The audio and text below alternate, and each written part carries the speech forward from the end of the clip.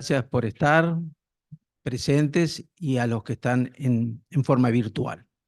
Hay bastantes presentes, la verdad. Este curso ha sido de gran convocatoria. Estos cursos, bueno, son ya un clásico de de la Sociedad de Psiquiatría, la Sociedad de Psiquiatría Biológica. Este es el primero de este año. Y bueno, van a tratar de desarrollar el tema de trastorno de personalidad. Eh, Tenemos que hacer dos agradecimientos cortos, unos al Laboratorio Celsius, que nos ha permitido, nos ha apoyado en esta actividad, y otro, que no sé si están por ahí, a las secretarias de las dos sociedades, que la verdad que son fantásticas. En fin, sí, no sé qué pasaría si no estuvieran ellas. Y bueno, y obviamente el agradecimiento a la doctora Tamara Mesano, que fue con una generosidad, agilidad y empatía que se sumó a hacer este curso, que la verdad que estamos muy agradecidos. Ya la conocen, la doctora Mesano, la gente joven, los no tan jóvenes, pero la presentamos como ex asistente titular de la Cátedra de Psiquiatría y terapeuta de terapia focalizada en la transferencia. Tiene mucho más méritos y muchas más cosas, pero ella no quiere que lo digamos. También tenemos que agradecer a los coordinadores que van a colaborar en este curso, quienes son la doctora Ana Laura Hernández, psicóloga Verónica Lanza, psicóloga Rosario Lores, psicóloga Norma Toucedo, psicóloga María Barros y psicóloga Elena Turín. Así que bueno, creo que ya hablé demasiado, le dejo el micrófono a Tamara. Muchas gracias. Gracias a ti. Bueno, y gracias a todos ustedes. Les agradezco mucho estar acá en un día tan, un día tan invernal, me imagino que también y a toda la gente que está en su casa, disfrutando calentitos. Bueno, acá estamos bastante bien también. Bueno, em, antes que nada quería decirles que hay un pequeño cambio en el orden de las exposiciones, porque al principio iba a dar la teoría de relaciones objetales al inicio y después la entrevista estructural, pero dado que cambiaron los tiempos y el tiempo de la entrevista estructural estaba solamente de media hora, me pareció que no era adecuado, que necesitábamos esa hora. ¿Sí? Ah, bueno, que necesitábamos un poco más de tiempo para eso.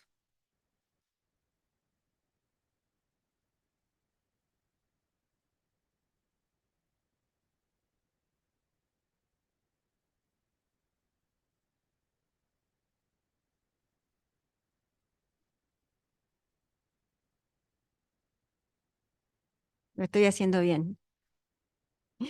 Bueno, este, em, por qué la entrevista estructural?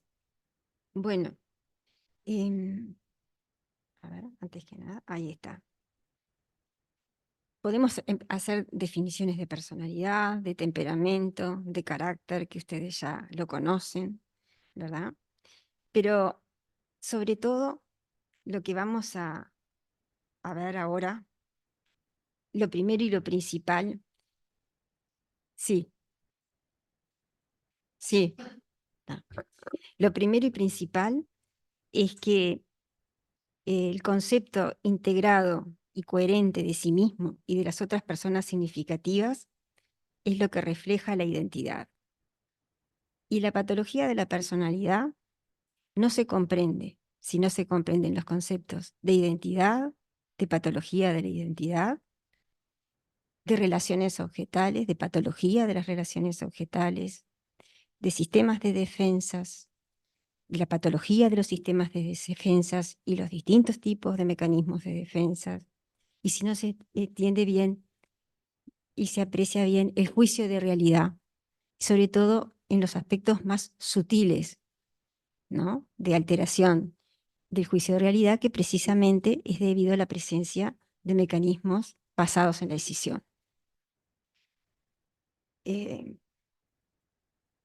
Bueno, esto es la función, la identidad la vamos a definir como una estructura.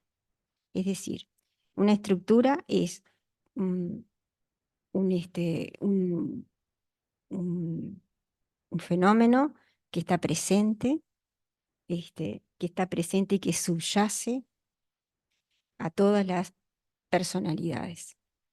Todos tenemos una identidad, todos tenemos valores morales, todos tenemos mecanismos de defensas, todos tenemos un juicio de realidad y todos tenemos una agresión, más o menos integradas.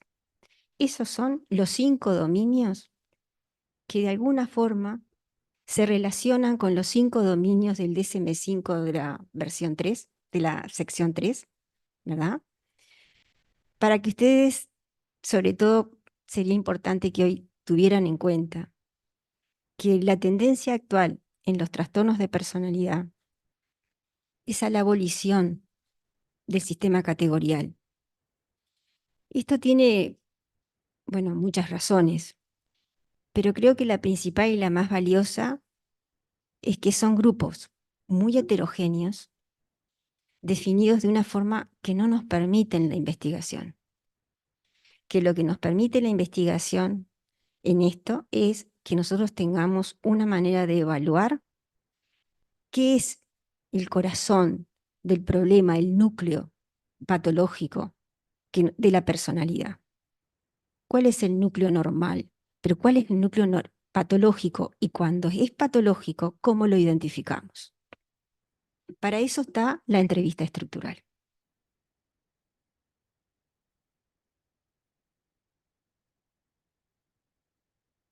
Ahora, ¿cómo es la personalidad normal? Es medio rápido esto que les voy a decir, pero es simplemente porque es como un vicio entre la gente que estudiamos trastornos de personalidad, que para tener idea clara siempre tenemos que retrotraernos a una idea de normalidad. Yo sé que puede ser conflictivo, pero es necesario para nosotros cuando estamos frente a personas que están a veces sutilmente distorsionados su juicio de realidad y sus relaciones interpersonales, o cuando están fuertemente, recordar que es normal, y sobre todo cuando estamos enfrente a todos ellos, porque además muchos tienen, cuanto más primitivos, a veces tienen mecanismos defensivos, como se llaman ahora, que podamos saber la identificación proyectiva, que son inductores en los terapeutas, en el psiquiatra, en lo que ve definitiva, ¿no? Como de sentimientos y de características que de alguna manera son muy difíciles, nos mueven mucho los afectos y las emociones, todos tenemos afectos y emociones un poco primitivas, ¿no? Más moduladas por el tiempo y moduladas en definitiva por la experiencia de vida, pero que de alguna manera son muy fuertes y que nos están en la base de las contractuaciones. Y están en la base de las contractuaciones y en lo que nosotros tenemos que ver, que es la iatrogenia, ¿no? Nuestra propia iatrogenia. Entonces, las características de una organización normal, rápidamente, es primero que es una persona que viene con un amplio espectro de vivencias afectivas. No viene solo con uno y cargado, ¿verdad? Un amplio espectro, muestra un amplio espectro. Tiene capacidad para manejar afectos complejos, los tiene modulados, no pierde el control de impulsos. Esa identidad en este paciente va a ser coherente, es la que le va a permitir a cualquier persona, a un individuo, experimentar afectos complejos dentro de una base sólida, consistente, de experiencias internalizadas que le ayudan a comprender, a asimilar estos afectos, contenerlos y metabolizarlos con la ayuda del lenguaje. Cuando decimos experiencias internalizadas, estamos hablando de relaciones objetales.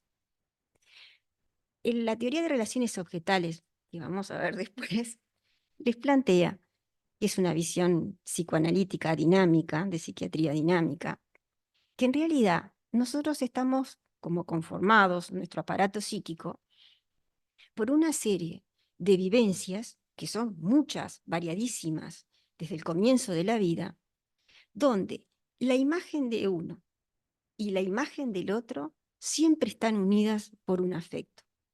Es decir, cualquier recuerdo, cualquier afecto, tiene siempre la característica de ser un afecto que está referido a alguien que se experimenta de determinada manera y me hace experimentar a mí de determinada manera, y un afecto. Por lo tanto, lo que emerge en cualquier entrevista clínica y lo que siempre hay que tener en cuenta es cómo vamos a identificar los afectos en un paciente.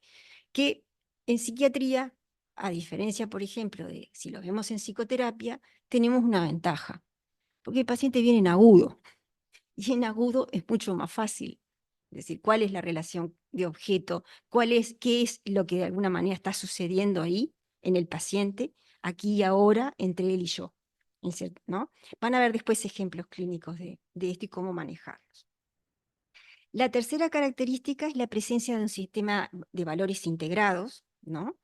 Que están las raíces evolutivas hundidas en los valores y prohibiciones parentales, que la característica de esto es que cuando vamos a encontrar a un sujeto cuyos valores morales los vamos a ver como maduros, son valores interiorizados, que no son rígidos, las prohibiciones parentales de la infancia no quedan como esas huellas, ¿no? Que de alguna manera infantiles en la personalidad de uno, y que de alguna manera es un super yo o es una conciencia moral individualizado, es decir, cada uno tiene también sus propias maneras de entender los valores, ¿verdad?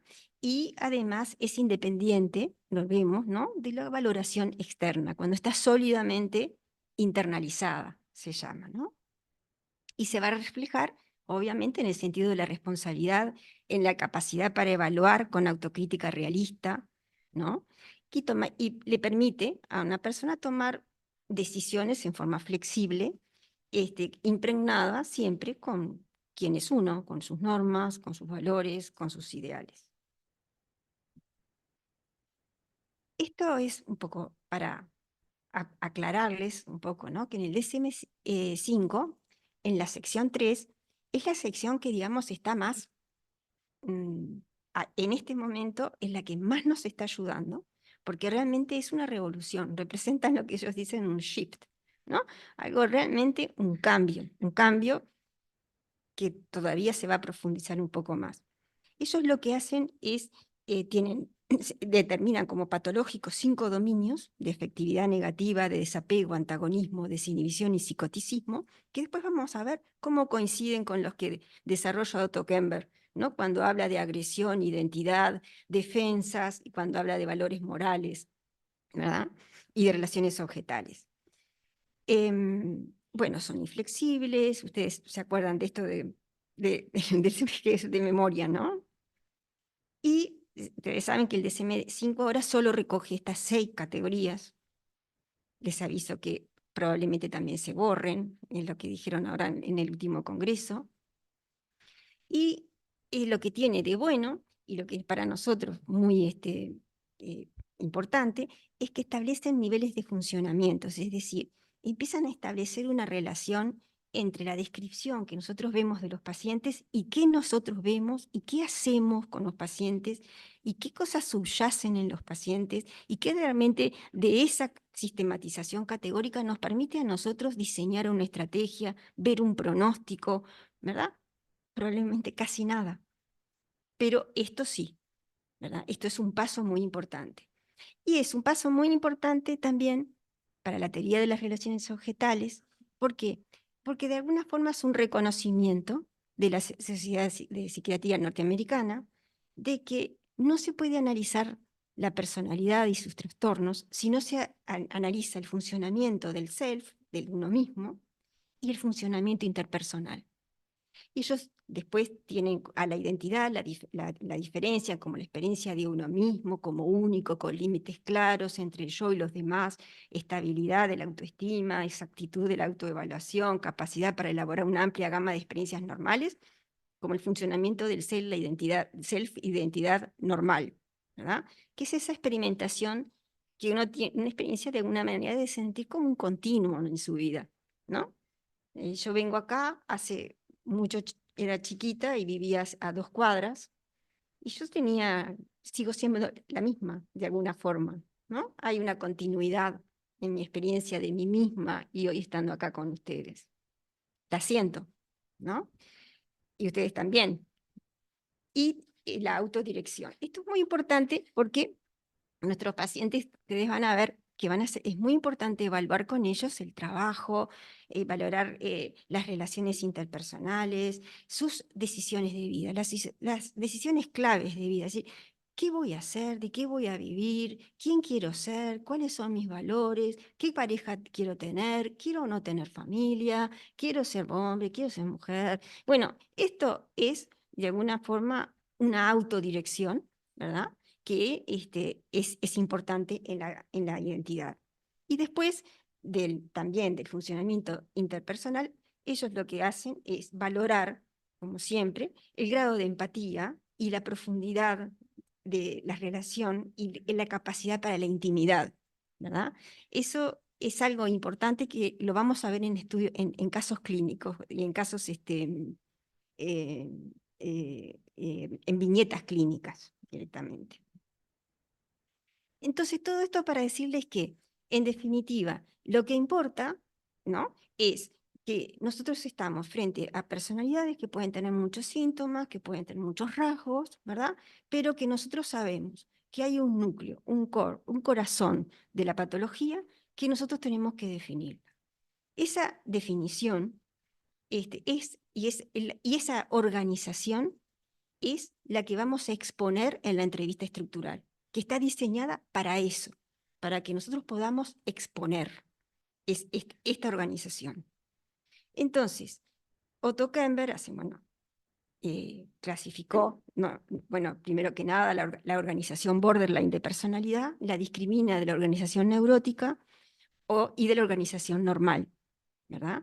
Entonces, los tres dominios más importantes para él son la identidad, los mecanismos de defensas y la prueba de realidad. En la organización borderline existe un problema que se llama el síndrome de difusión de identidad, en la cual la persona no tiene un sentido claro y coherente de sí misma, ¿verdad?, ni de los otros.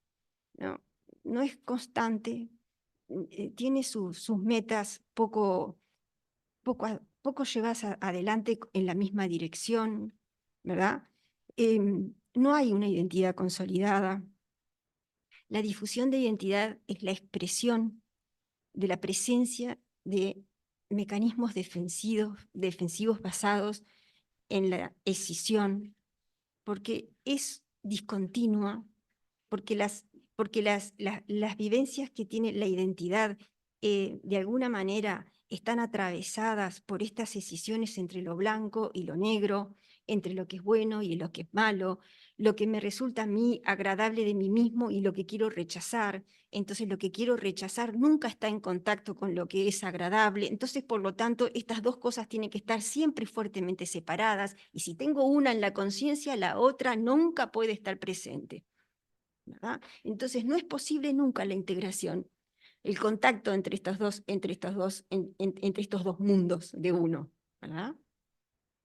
Y las defensas, la organización neurótica no, tiene una identidad integrada. Lo que la distingue a la organización neurótica es que tiene, por supuesto, como toda organización normal, investimentos significativos en el ámbito del trabajo, de las relaciones interpersonales, en el tiempo libre. Todas las defensas están basadas alrededor de la represión y de defensas sanas, pero eso sí, como hay mucha represión, la personalidad es un poco rígida. Después vamos a ir viendo en qué campos de repente hay un fallo, hay una falta de flexibilidad en la persona que de alguna forma también le provoca sufrimiento. Y además tiene un juicio de realidad intacto, ¿verdad? El juicio y la prueba de realidad en la organización borderline de personalidad está alterado, sutilmente, pero está alterado. Es fácil verlo en un paciente narcisista por la presencia del self grandioso patológico, ¿verdad? Es decir, hay una falta de autocrítica clara, ¿verdad? Y a su vez la devaluación expresa del otro también es una falta de juicio de realidad, está alterado, ni que hablar de un paciente paranoico, ¿verdad? O de un paciente que es gravemente antisocial, ¿verdad? Bueno, en eso es más que nada. Entonces, de la organización normal, lo que nosotros sabemos cuando una persona es normal, y bueno, es cuando viene de alguna forma y vemos en ella la presencia de supresión, no hay tanta, la represión está presente, pero es una represión que no hace síntoma de alguna manera, ¿no? Y además tiene el juicio de realidad completamente adecuado. Entonces, Otto Kemper dice que la gravedad de una personalidad se va a reflejar siempre en si existe o no difusión de identidad, el predominio de las defensas y la intensidad de la agresión. En ese caso, tiene como una base muy kleiniana, se llama, ¿no? Melanie Klein era una psicoanalista de hace muchísimos años, pero que había desarrollado toda una teoría psicopatológica en la cual el predominio de la agresión, y es lo que rescata Kemper, el predominio de la agresión en la personalidad es lo que hace difícil la integración de estos aspectos buenos. ¿Por qué? Porque de alguna forma, como predomina la agresión, el sujeto de alguna manera amuralla lo bueno, lo deja totalmente de lado de lo malo, ¿verdad? Entonces, los afectos se vuelven rígidos, todo o nada, intensos, muy malos o muy buenos, ¿verdad? Entonces, la intensidad de la agresión tiene valor psicopatológico. ¿Por qué? Porque es la intensidad de la agresión la que no permite esa integración, ¿verdad? Y hay un orden de esa agresión que va desde los que tienen una gravedad ligeramente agresivos hasta los que son extremadamente agresivos, ¿verdad? Y entonces en este caso, el nivel de organización los podemos ver de esta manera. Él a grandes rasgos, Kemper dice que un paciente con trastorno obsesivo compulsivo, depresivo masoquista o histérico es un paciente que tiene una organización, llamémosla neurótica. También ahora se le llama de alto funcionamiento o más de alto funcionamiento. Bueno, ahí están las nomenclaturas. Y después está la organización borderline de personalidad. Todas las personas que tengan generalmente, ¿no? un trastorno evitativo de personalidad, aquellas que se llaman avanzado masoquistas, que no están en el DSM-5, las personalidades dependientes, la personalidad histriónica infantil, o la personalidad narcisista, normalmente se mueven dentro de un nivel de organización borderline. Eso es lo que subyace a todas estas personalidades, ¿no? Es lo que de alguna manera además les va a dar un núcleo común, un núcleo psicopatológico común que nos permite entender profundamente el mundo interno del paciente. Y al mismo tiempo hay otras personalidades como el esquizotípico, el antisocial, el paciente narcisista maligno, el hipomaníaco, el límite, paranoide, esquizoide, hipocondríaco, que vendrían a ser trastornos de personalidad que funcionan realmente a niveles bajos, muy bajos, ¿verdad? Con más agresión, menos integrada en la personalidad. Ustedes van a ver que incluso el narcisismo puede ser un narcisismo ligero, casi neurótico, ¿verdad? Puede estar. Después también podemos encontrar pacientes que son narcisistas border y pacientes como el narcisismo maligno, al cual se unen rasgos paranoides y una agresión egosintónica muy, muy importante, ¿no? Que es una agresión que de alguna manera tiene satisfacción en provocar dolor, en cierta forma, ¿no? De alguna manera estar por encima del otro, ¿no? De alguna manera de aplastar al otro, ese placer lo colocan en el narcisismo maligno. Y después, bueno, esta personalidad hipomaníaca, en realidad ustedes también clínicamente se ha descrito, incluso Milon tiene una histeria hipomaníaca, no sé si se acuerdan, ¿no? Cuando la histeria está entusiasmada y de alguna manera es jubilosa y con elación, ¿verdad? Y bueno, creo que eso más o menos es lo que... entonces, la organización neurótica de la personalidad, como la vamos a ver, porque tiene una identidad integrada, el concepto de sí mismo y del otro, por las operaciones defensivas en torno a la represión, es una estructura estable, el mecanismo de la represión es un mecanismo mucho más eficaz para y generar menos problemas, por ejemplo, que la escisión, ¿no? En el funcionamiento de la persona. Generalmente son personas obviamente realistas y bueno, ya estas personalidades son las que lo ocupan. Y la organización límite En ellas nos vamos a dar cuenta cuando estamos enfrente a un paciente que viene con emociones primitivas, intensas, no vinculadas internamente entre sí. Fíjese un paciente en la emergencia enojado, ¿no? Porque no lo quieren atender. ¿Y quiénes son? ¿Por qué no lo quieren atender? ¿Y qué es el último? ¿Y por qué siempre? ¿Y por qué pasó primero uno? ¿Y por qué el otro no? ¿Y no? Te imagínese alguien con esas vivencias. Son vivencias intensas, primitivas. Cuando decimos primitivas, ¿sabe lo que queremos decir?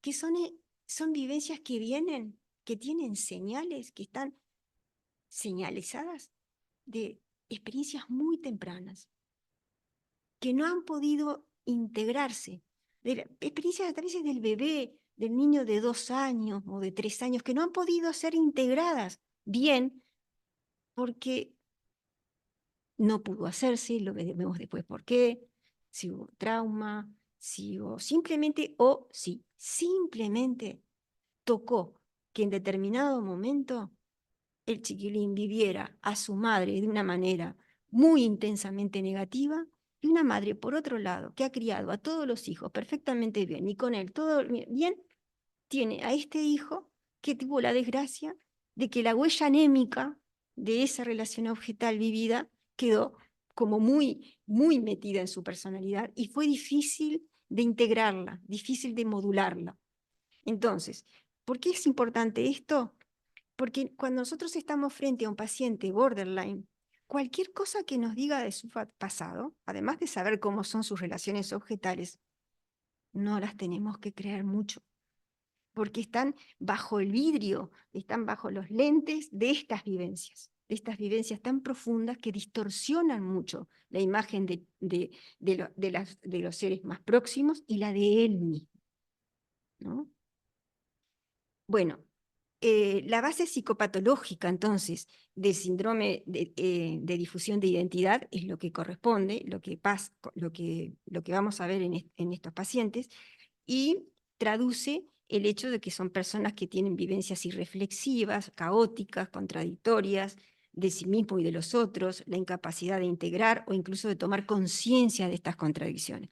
Porque esto es una de las cosas más notables que uno tiene con un paciente, que es: yo no sé por qué usted está pensando que yo estoy enojado, porque yo en realidad no tengo nada que ser, no tengo nada que hacer, simplemente esto, pero eso no es enojo.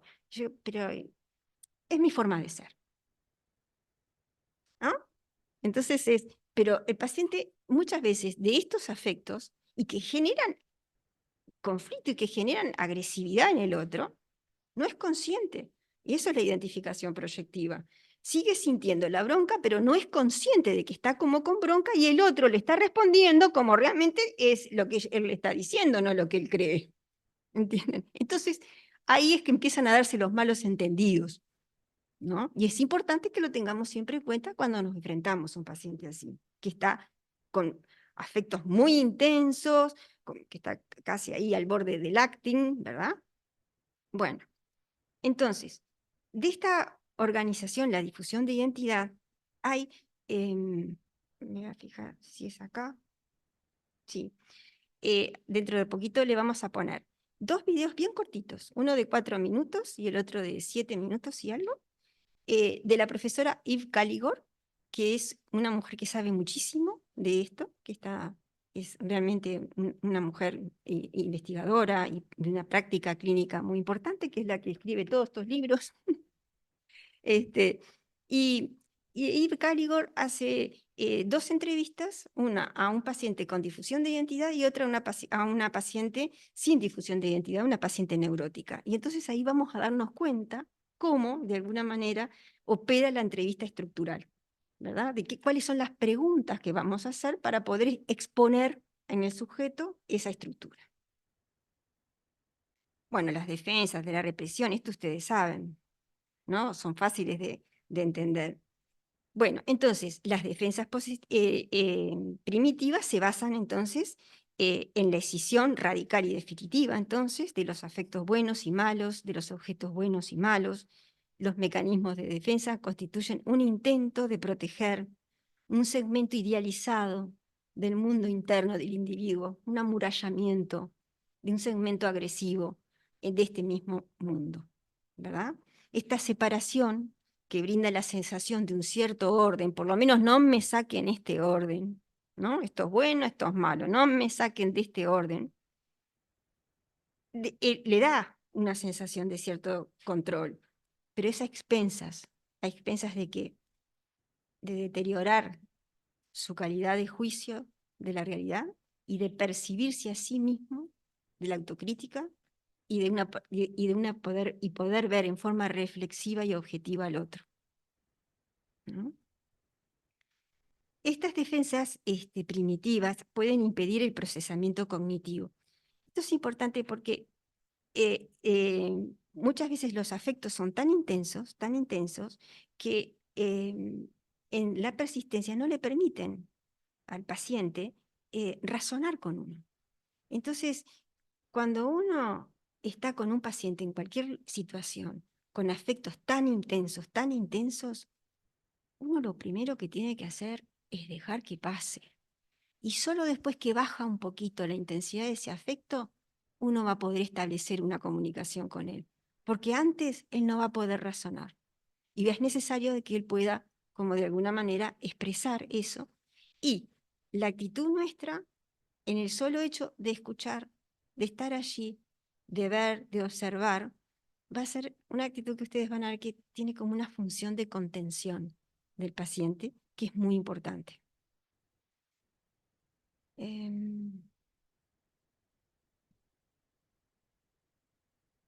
Entonces, esta organización interna disociada en el ámbito del mundo interno se impone en la percepción del individuo que tiene del mundo y la vivencia del mundo en términos categóricos, ya dijimos, ¿no? Rígidos e inflexibles. Pero lo bueno de ser tan completamente bueno y tan completamente malo, que la percepción es de que la percepción de cualquier fallo o defecto, esto es una característica muy importante de este tipo de relaciones. Cuando hay decisiones, la posibilidad, la posibilidad de reversión de rol, es decir, es muy importante. Y de ahí también la importancia de otro concepto que vamos a ver después, de que es tratar de siempre de tener intervenciones neutras, lo más neutra que podamos, ¿no? ¿Por qué? Porque ese mismo paciente que se siente hoy abusado, no, porque fui esto, fui abusado, me trataron de esta manera, me trataron del otro, lo otro, de repente pasa una enfermera y, porque las dos versiones. Entonces, tiene las dos partes. Está escindido, tiene las dos partes. Y cuando es consciente de uno, no es consciente de la otra.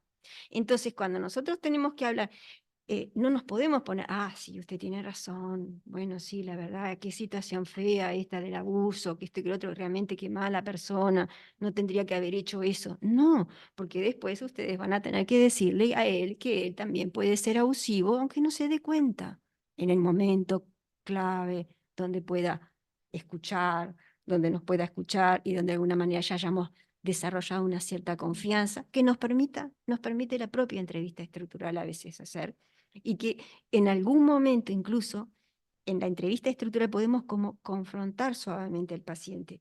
Y esa confrontación del paciente entre esos aspectos como contradictorios nos va a decir mucho de cómo es el paciente y de qué grado de organización tiene, si esa decisión es realmente muy profunda o es una decisión más superficial, es decir, de qué manera podemos entender más el mundo de ese paciente.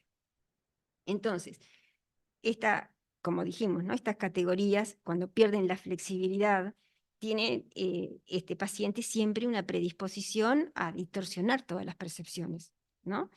Debido a eso, ¿no? Que la realidad externa está filtrada por esta estructura, la organización borderline de personalidad y la identidad, ¿no? Ese núcleo identificatorio tan difuso, que lo vuelve, debido a que la realidad es filtrada a través de eso, que la vuelve de esa manera rígida, tiene una manera rígida de proceder. Me parece que estoy como repitiendo algunas cosas por eso, ¿no? Bueno, entonces todo esto, ¿no? La decisión no es como la represión, es decir, eso no favorece una adaptación, puede ayudarte en determinado momento a no estar demasiado confundido. Cuando nosotros estamos frente a una estructura psicótica, la escisión es lo mejor que le puede pasar al paciente. Actúa como estacas, que no le permiten como regresar. Entonces, frente a un paciente psicótico, la escisión es una forma de ordenar ese mundo interno caótico que tiene, ¿verdad?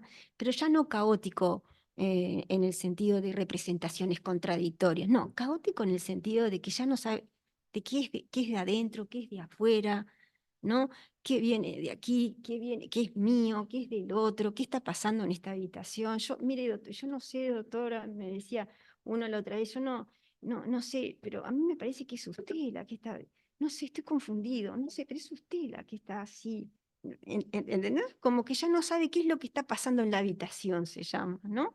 Como si lo que está viviendo lo vive porque sí mismo o en realidad es algo que proviene de la otra persona, ¿no? Entonces, esa es la función en las estructuras psicóticas, ¿no? Tienen las mismas defensas, pero con esta otra función. Entonces, las más importantes de los mecanismos de defensa primitivos, la identificación proyectiva, que es la tendencia esta, ¿no? Como inconsciente a inducir a otra persona un estado afectivo propio que yo rechazo, que no quiero ver, que no lo quiero tolerar en mí mismo, entonces lo veo en él, que se convierte en el depositario de ese afecto. Entonces, de repente, porque usted es una persona conmigo, rígida, y además me maltrata, se cree superior a mí, tiene un desprecio por mí evidente, ¿sabe? Yo creo que no tendría por qué estar aquí sufriendo este tipo de destratos. En este caso, el paciente, ¿por qué no es una proyección o externalización común que hacemos todos los neuróticos? Siempre, bueno, trata siempre de ver cosas un poco en el otro. Porque el paciente en el mismo momento está sintiendo lo que está diciendo. Es decir, cuando te trata de esa forma, yo le podría decir en ese momento, pero fíjese en este momento cómo me está hablando usted. Usted me está hablando con el mismo desprecio, con la misma rigidez, con el mismo sadismo, no le vamos a decir, pero de alguna forma, ¿no? Y usted me está acusando. Se llama identificación proyectiva porque la persona expulsa, lo coloca en otro al sentimiento, pero no se puede desprender. Entonces muchas veces vuelve y vuelve en la sesión con lo mismo, de repente, y vuelve en lo mismo en la sesión, ¿no? O en la interacción con nosotros en una policlínica, ¿verdad? Que vuelve, se había olvidado y otra vez empezó, ¿verdad? Ese sería un señalamiento adecuado. ¿Cuál? ¿Cómo cuál? Sí, sí, pero de determinado momento, pero no así, no así. Es dejándolo expresar mucho, dejándolo expresar, ahora vamos a ver ejemplos clínicos, dejándolo expresar, diciéndole sobre todo con lo que llamamos nosotros interpretaciones desde el terapeuta, ¿verdad? Y la contención nombrando actores, ¿no? Que nosotros después vamos a ver de qué manera le podemos hacer ver al paciente que le preguntamos, usted ve que usted me está diciendo estas cosas, al mismo tiempo usted me está tratando de esto. ¿Usted ve las dos partes del problema? ¿Usted puede verlo? Si el paciente puede verlo, muestra función reflexiva. Borderline pero alto. Si no puede verlo y se reafirma en una de las posturas o no, tenemos que ir viendo, porque nos está hablando de que tenemos que descartar ahí una probable psicosis, ¿no? Siempre es bajo determinadas, que por esto es que estamos haciendo, ¿no? Bueno, la idealización primitiva, la devaluación y la negación, ustedes la conocen, ¿no? Son mecanismos que son fácilmente, en un discurso de un paciente, son fácilmente vistos, ¿no? Y la negación primitiva. La negación primitiva, por ejemplo, actúa cuando un paciente viene y está hablándote, bueno, o viene a la policlínica, no, está todo bien, no sé qué diablos, bueno, ¿y cómo está su trabajo? Genial, bueno, sí, no sé qué diablos, bueno, pero... Y viene la mujer y dice, pero ¿cómo que genial? Están en seguro de paro. Y no era que él tuviera, ¿no? Es como que realmente es con una negación muy primitiva, muy grande, ¿no? la omnipotencia y la devaluación, y también otra que es el control omnipotente del paciente, que también lo vamos a ver en ejemplos. La prueba de realidad es esto que yo les decía, ¿no? Hay una fluctuación. Bajo estrés, estos pacientes incluso pueden llegar a ser microepisodios psicóticos, ¿verdad? Que hay que diferenciarlos de transferencias psicóticas y hay que diferenciarlos también de pacientes que realmente se están psicotizando en el momento, ¿no?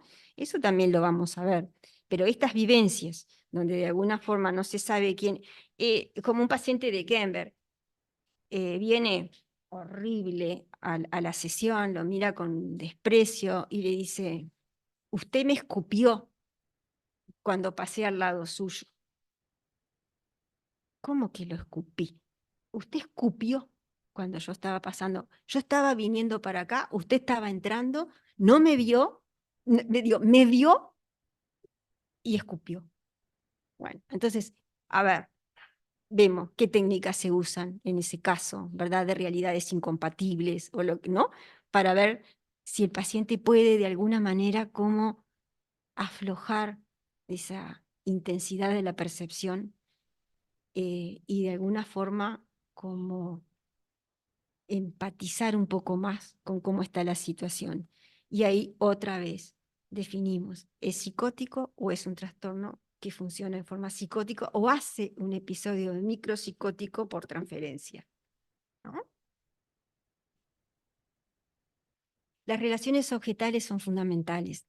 Las relaciones objetales es esto, ¿verdad? Es el conjunto de todas las vivencias que hemos tenido a lo largo de nuestra vida, que han ido modificándose, que han ido modulándose normalmente, que se han ido integrando, ¿verdad? Y de aquellas percepciones, así como de aquellos padres que teníamos rígidos, espantosos, hoy vemos un hombre con características buenas, ¿no? Una madre con características cariñosas, o con, ¿verdad? Cosas que de repente no lo podíamos ver porque, bueno, porque todavía no estaba integrada en la adolescencia, ¿verdad? En ese momento donde todo aflora de nuevo, no estaban bien integrados esas imágenes.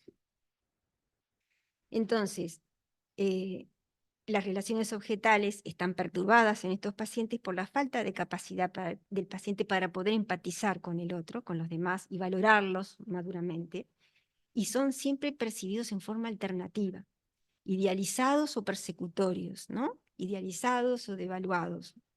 Entonces, eso es lo que hace que el individuo borderline tiene dificultades para crear y mantener relaciones profundas, en particular las relaciones íntimas. Por eso las parejas, una tras otra, ¿no? Abandono, miedo al abandono, rechazo, ¿verdad? Estos son lo que de alguna manera está siempre presente en eso, son imágenes escindidas de él y del objeto amoroso, ¿verdad? Que de alguna manera están haciendo totalmente inestable la percepción de lo que está ocurriendo en realidad entre los dos. Lo mismo que la patología sexual límite, también adopta la forma de inhibiciones patológicas que pueden hacer de la experiencia de la sexualidad, que se ve sobre todo, por ejemplo, en individuos narcisistas, ¿verdad? O bien de una sexualidad desenfrenada, como puede haber en un border, ¿no? Una variante específica de la organización borderline de la personalidad, bastante común en la práctica clínica, es el trastorno narcisista de personalidad, y ahí lo que vamos a poder ver siempre es como una imagen grandiosa de sí misma con un otro devaluado. Hay una psicopatología un poco diferente al del trastorno borderline en sí, digamos, es una organización borderline claramente, pero al principio se nos presenta como algo mucho más integrado, mucho más formado, y hay que desarmar mucho ese self grandioso patológico para después ver claramente la organización borderline, ¿no? Cuando decimos que el paciente narcisista de funcionamiento alto, de repente se empieza a borderizar, y eso es una consecuencia positiva de un tratamiento, ¿verdad? Porque empieza a tener al menos relaciones interpersonales donde el otro no es menos que nada, ¿no? De esta manera empieza el otro, podrá estar distorsionado, ¿verdad? ¿no? Pero es otro, y hay necesidad, aparece en el paciente la necesidad de conectarse con el otro, cosa que es tan difícil en el narcisismo. el concepto de difusión de identidad. Entonces esto ya lo hemos visto un poco, ya lo venimos viendo, pero las elecciones, ¿cómo podemos nosotros observar en un paciente, en una entrevista? Es, bueno, ¿tiene idea de quién es, qué le interesa, en qué cree, a dónde va, a dónde se dirige, ¿no? Que son elecciones críticas en la vida y que el paciente, las personas tenemos que tenerlos, ¿no? El superyo y los valores morales son también como cruciales para la aceptación de uno mismo y del funcionamiento adaptado a la sociedad, y también son el hecho de que no existan un funcionamiento moral adecuado, y además que no exista la posibilidad de ningún tipo de relación que nosotros veamos en un paciente que tenga significación para él, que le importe algo más que no sea por una relación de utilidad, ¿verdad? Ahí es uno de los peores señales de alerta, las peores que sobre la posibilidad incluso de tratamientos, ¿no? De estos cosas antisociales, ¿no? Y también vamos a rastrear en los pacientes, en definitiva, cuando nos están hablando de aspectos como negativos, bueno, pero ¿y usted cómo vive eso? Para ver si tiene una capacidad de culpa, de reparación, si tiene preocupación por lo que ha hecho, por el destino de su agresión en el otro. En definitiva, eso también es muy importante poder evaluar. Todos estos elementos de difusión que estamos viendo, todos digamos, los dominios de juicio de realidad, de valores morales, relaciones objetales, estilo defensivo y agresividad, es lo que de alguna manera vamos a ver ahora en la próxima etapa, cuando veamos bien el ciclo de la entrevista estructural. Pero ahora, ustedes se acuerdan que hablamos de la difusión de identidad. Vamos a ver si podemos pasar. 2 pacientes. La primera es una paciente, ustedes no sé, viste cómo son los americanos, que hablan rapidito, tratamos de traducir con subtítulos, y 4 minutos de la presentación de E-Caliber. The patient is a 32-year-old married female classical musician presenting to an outpatient therapist. The patient complains of anxiety during auditions and problems with self-esteem. She is organized at a neurotic level of personality organization, with predominantly hysterical and some masochistic features. Dr. Caligore asks the patient to describe herself. In response, the patient provides a rich, complex, and reflective self-description, characteristic of someone with a fully consolidated identity. Dr. Caligore's experience of easily gaining a clear picture of the patient's personality is also consistent with normal identity formation, while the warmth Dr. Caligore feels toward the patient in the countertransference is consistent with the patient's hysterical features. Okay, well, I think I have a clear picture of the problems that brought you here. I'd like to shift gears now for a moment to hear more about yourself as a person. Could you describe yourself to me to give me a full live picture of you as a unique individual? Well, that's a tough question. Well, let's see. I'd say I think of myself as a down-to-earth person. I have good values, caring, conscientious. When I was younger, I was really shy. I would take a back seat to my friends.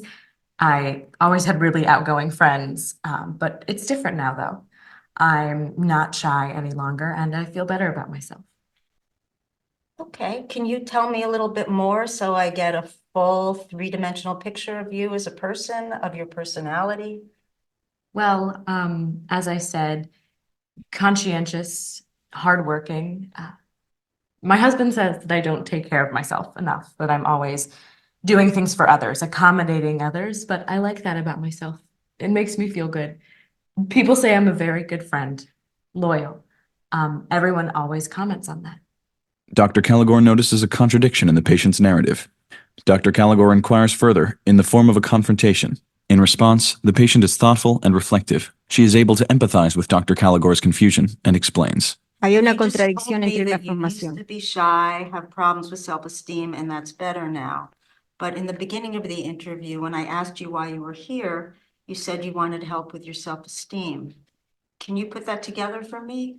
Let me explain. You know that I'm a musician, pretty successful, a soloist. I have something of a reputation in musical circles, but it's as if my view of myself can't keep up with my accomplishments, with how others see me.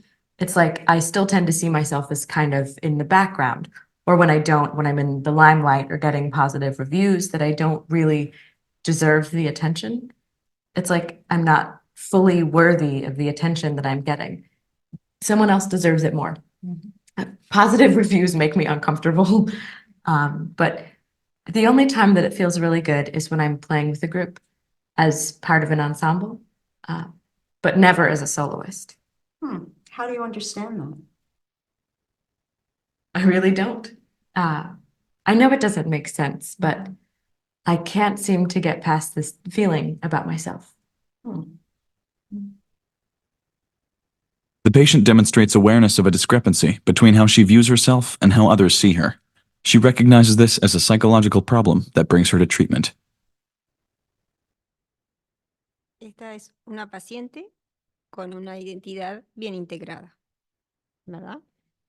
Que de alguna manera cuando se le presentan como contradicciones es capaz de dar una explicación clara, se abre más y da más todavía información sobre ella, ¿verdad?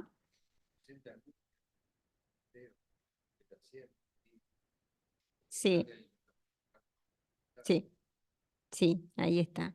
Lo que pasa es que la primera descripción, esta pregunta se hace en la entrevista estructural en la segunda parte. Ahora vamos a ver, dígame, le decía ella, cómo usted podría describirse para mí en pocas palabras, que yo me pueda hacer una idea de quién es usted como persona, diferente a los demás, ¿no? Esa fue la pregunta. Ahora vamos a ver otro paciente que tiene una difusión de identidad. A 35-year-old man is seen in the emergency room after his girlfriend left him and he found himself with thoughts of wanting to harm himself.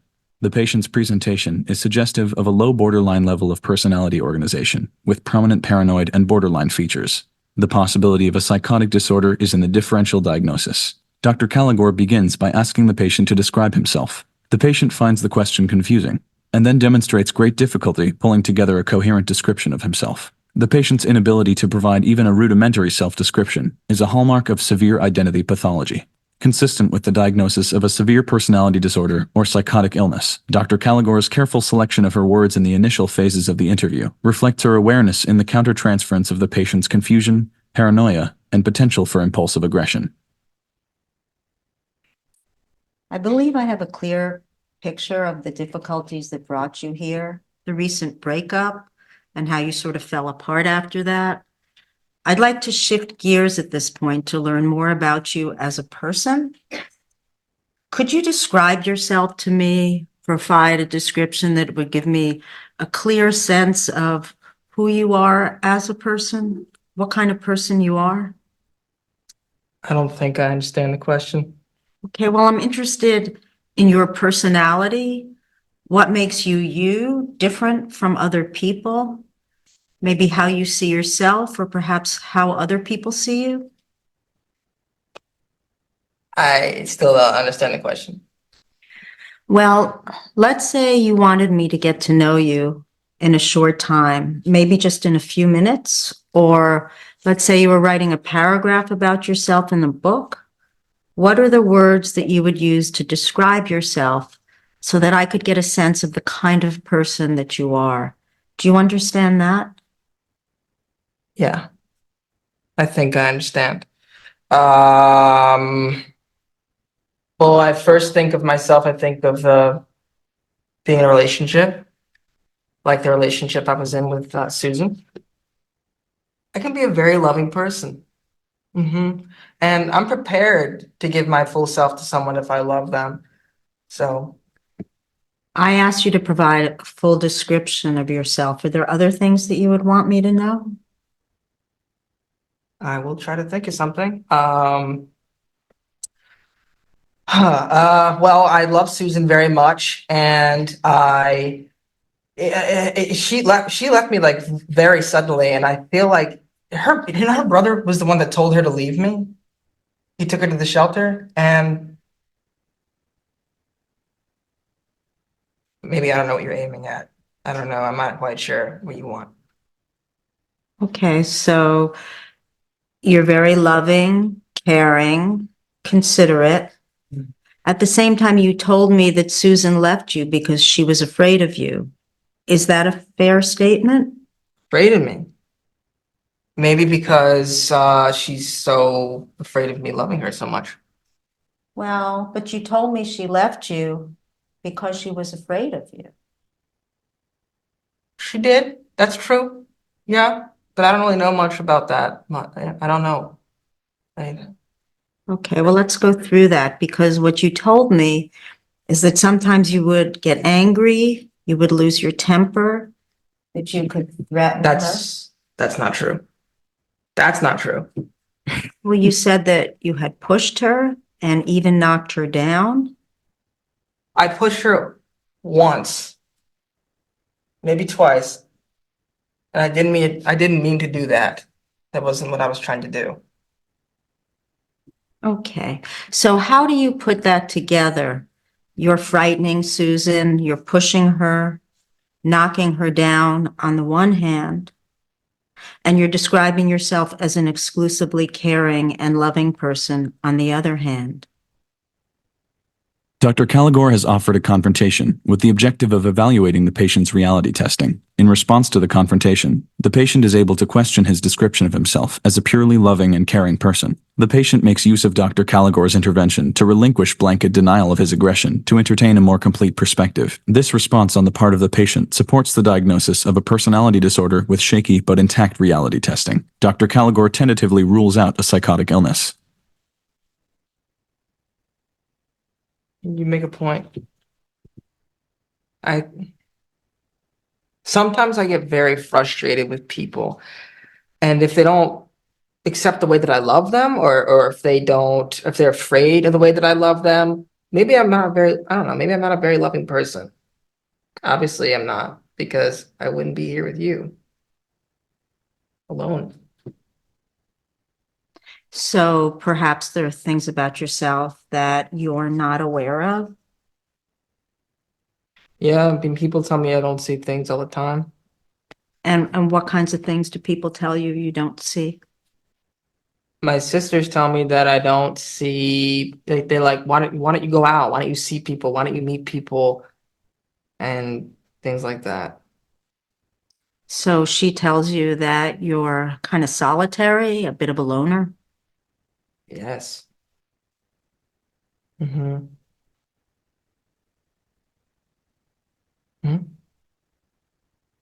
Later in the interview, Dr. Caligore completes her evaluation of the patient's identity formation by asking him to provide a description of a significant other. In response, the patient provides a sparse, superficial description of Susan, one that is self-referential, lacking in detail, and highly idealized. Dr. Caligore probes further. First, she makes use of clarification, inviting the patient to provide a more complete description of Susan, one that might go beyond his idealization. When this goes nowhere, Dr. Caligore offers a confrontation. Could you tell me a bit more about Susan? Describe her to me so that I get a real life picture of who she is as a unique individual.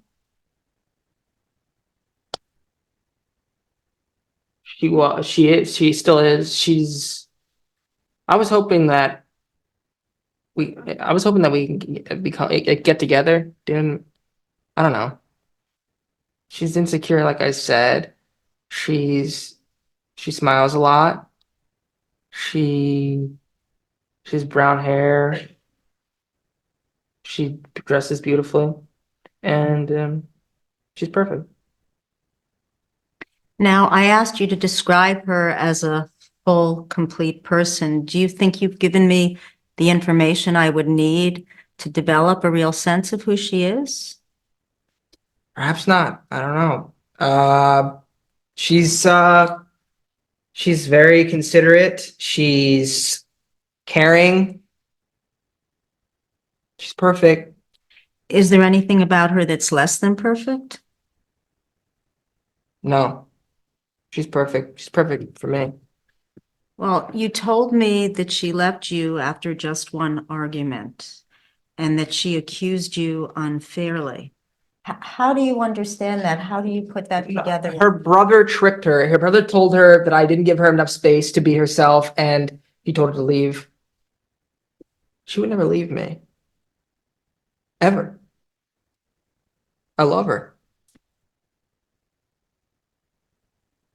In response to Dr. Caligor's confrontation, the patient demonstrates some degree of agitation. The confrontation has highlighted the extreme rigidity in the patient's thinking, his low level of self-awareness, and lack of reflectiveness. These observations confirm Dr. Caligor's initial impression that the patient suffers from a severe identity disturbance.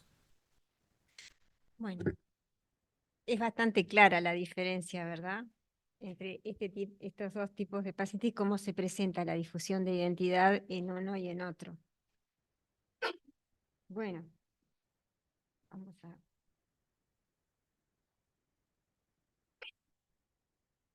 Ahí está. Bueno, nos quedan muy poquitos minutos porque me atrasé con esto, pero me parecía que era importante porque a veces verlo es mucho más, ¿no? Más fuerte que el hablarlo. Bueno, este es el ciclo de la entrevista estructural. La entrevista estructural está diseñada de una manera tal que podemos tener una idea clara de la nosología fenomenológica, ¿no? Nos vamos a ir dando cuenta cómo es la fenomenología de la personalidad y de sus rasgos, pero al mismo tiempo también está destinada a establecer el nivel de funcionamiento que tiene. Si tiene una organización borderline, si tiene una organización más alta o si tiene una organización psicótica de personalidad.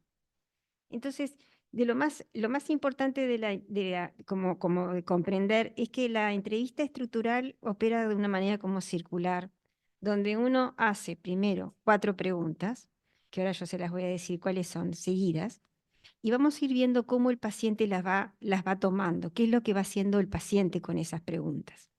Por eso decimos que es circular, porque muchas veces el paciente nos va a dar una información y nosotros vamos a volver a tomar esos puntos, porque nos vamos a fijar siempre en aquellas cosas como cuando nos habla un paciente, de qué cosas nos parecen como extrañas o que no las entendemos, o cuando se expresa en forma vaga, por ejemplo, el paciente. Ahí son puntos donde siempre tenemos que entrar a preguntar un poco más firmemente, ¿no?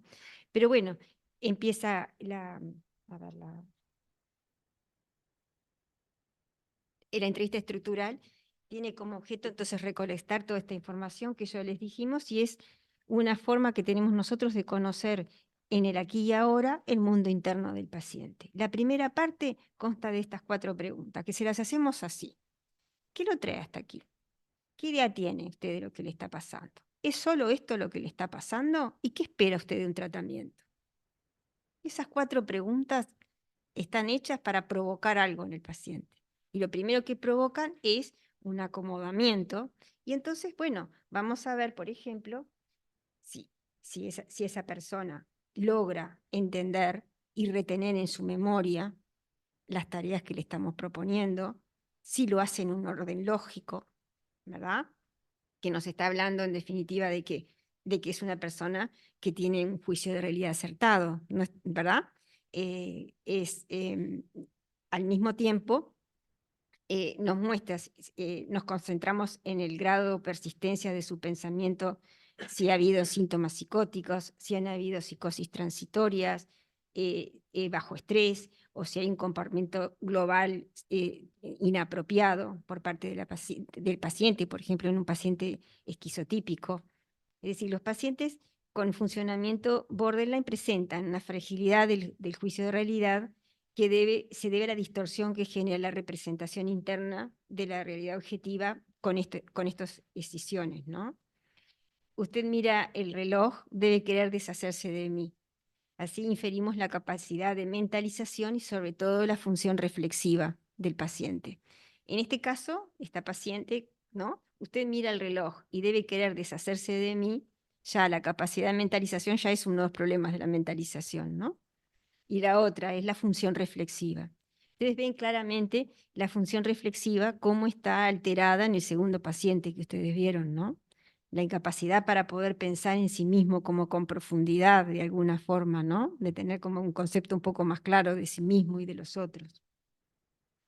Bueno, esto ya lo vimos, así que esto vamos a pasar. Y la segunda parte de la entrevista estructural, bueno, en la primera parte, por supuesto que nosotros si aparecen síntomas depresivos, vamos a hacer todo el cuestionario de síntomas depresivos, si aparece según el motivo de consulta, ¿verdad? Si aparecen problemas como familiares, entonces vamos a ir directamente a todo esto, ¿no? Si el problema de consulta es la ansiedad, vamos a hacer ¿no? el screening completo de ansiedad, es decir, prácticamente, yo les voy a decir en una forma un poco como lo hago yo, y digo, para poder en la entrevista estructural hacerla viable, por ejemplo, en consultas donde uno ve a un paciente en 20 minutos. Entonces, yo siempre le digo a los pacientes, cuando veo que el paciente viene con un trastorno de personalidad, bueno, que viene con síntomas depresivos, que viene con esto, bueno, mire, yo voy a hacerle 3 o 4 entrevistas seguidas. Yo sé que son de pocos minutos que vamos a tener, pero yo le voy a pedir por favor que usted se concentre y vamos a ver si podemos, entre los dos, ver más profundamente de qué se trata este problema que usted me está trayendo.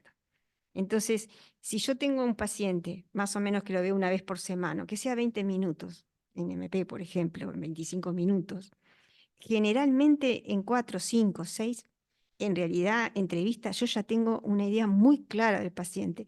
Y a veces se asombran, porque me acuerdo de ellos como de otra forma, ¿no? Como que tengo la historia clara, completa del paciente, ¿no? Entonces, cuando él viene con síntomas, con los síntomas de depresión o con síntomas de esto, bueno, yo voy viendo ahí no solamente apoyando el tratamiento farmacológico con qué tipo de psicoterapia, haciendo intervenciones si es necesario con la familia, bueno, viendo de qué manera es como se diseña el tratamiento del paciente, ¿no? Les quiero decir esto porque ustedes dicen, ay, sí, pero ¿y esto cómo vamos a hacer esta entrevista que te lleva como 60 o 90 minutos de hacerla en una policlínica? Se puede hacer así, como fraccionada. Bueno, bueno, ¿cómo le fue con la vortiocetina?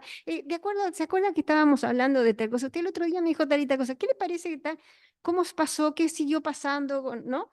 Entonces, ahí en esa cosa donde él ya se va, digamos, como relajando, ahí uno ya puede señalar cosas al paciente como para pensar, ve la función reflexiva, y es increíble las cosas que puede la gente, aunque sea en 20 minutos puestos de esa manera, como realmente, y se motivan mucho para hacer psicoterapia.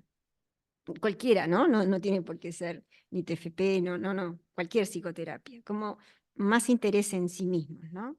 En la segunda parte de la entrevista personal también le pedimos, como hizo la doctora, ¿no? Que se describa a sí mismo de la forma más completa que le sea posible, y a continuación que describa también de la forma más completa posible a alguien importante de su vida, ¿no? Entonces, de esa manera, ahí vamos a ver la difusión de identidad.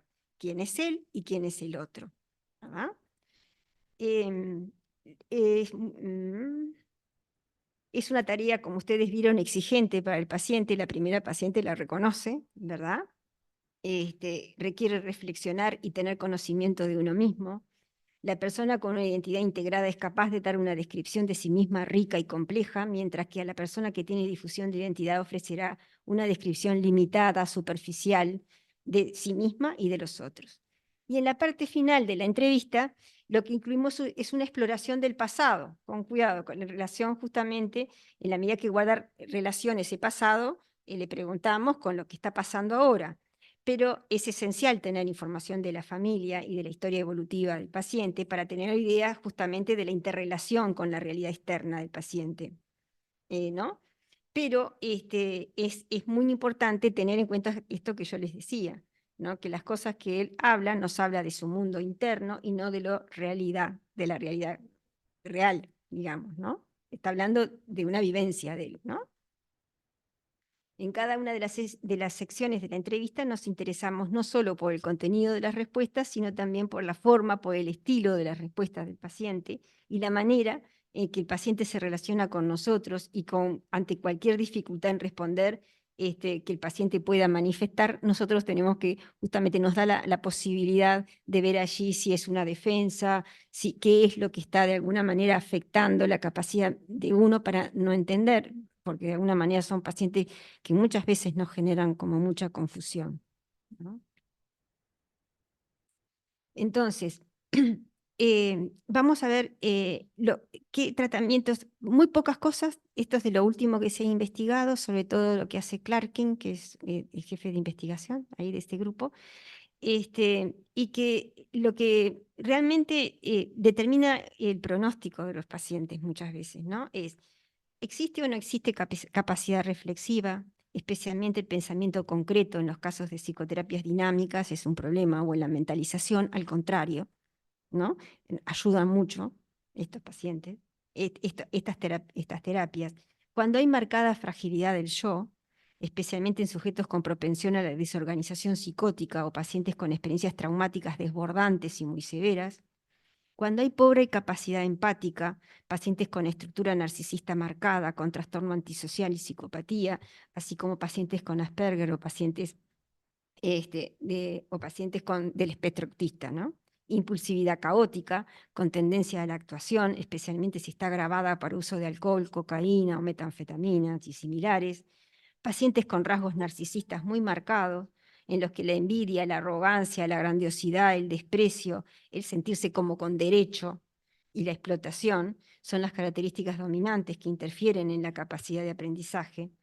Pacientes con rasgos narcisistas dentro del espectro antisocial, los más graves, especialmente si son mentirosos, deshonestos, fríos, que proceden con engaño y con falta de remordimiento. Un estilo de apego, que eso también lo vamos a ir viendo, ¿no? Un estilo de apego desdeñoso y despreciativo, ¿verdad? Que tenga como desde niño. Otros rasgos de personalidad que no están contemplados, ¿no? En los criterios del eje 2 de amargura, por ejemplo, sujetos que se amargan. Ustedes se acuerdan esos personajes de Gasalla, ¿no? Los amargos, ¿no? Indiscretos. Los pacientes indiscretos son tremendos. Los rasgos de aspereza, de frivolidad, la malevolencia, la vengatividad, los adictos al riesgo, los que tienen malicia. Esos son muchos elementos que los tienen muy en cuenta en la clasificación de Clarkin, y que son muchas veces, nos dicen que realmente el pronóstico es reservado de ellos, ¿no? No quiere decir que no sean tratables, pero que aunque tengan un nivel que parece un nivel de funcionamiento, pero estos rasgos parece un nivel medio alto, borderline, pero estos rasgos nos complican la vida, ¿no? Y, por ejemplo, rasgos sádicos, fuerte tendencia a humillar a otros, a someter a otros a su voluntad o al placer directo con el sufrimiento de los otros, y una personalidad con rigidez extrema, por ejemplo, las personas creyentes fundamentalistas. Esos son de mal pronóstico. Bueno, ahora vamos a empezar entonces con lo que era la primera, que ahora va a ser la segunda parte porque es más ágil, más rapidita. Y bueno, la idea es que ustedes tengan una idea aproximada de lo que es la teoría de relaciones objetales, que es muy rápida, muy somera, porque en realidad no hay tanto en este momento, es compleja, pero digamos está diseñado como para que uno pueda entenderlo y abordarlo rápidamente. Y después, en el libro, por supuesto, no yo. Y otra cosa que en este caso vamos a ver algunas viñetas clínicas para mostrarles a ustedes cómo nosotros hacemos para reconocer las relaciones de objetos que están activadas, ¿no? Y cuáles son las relaciones de objetos que están activadas en determinado momento, cómo se presenta el paciente.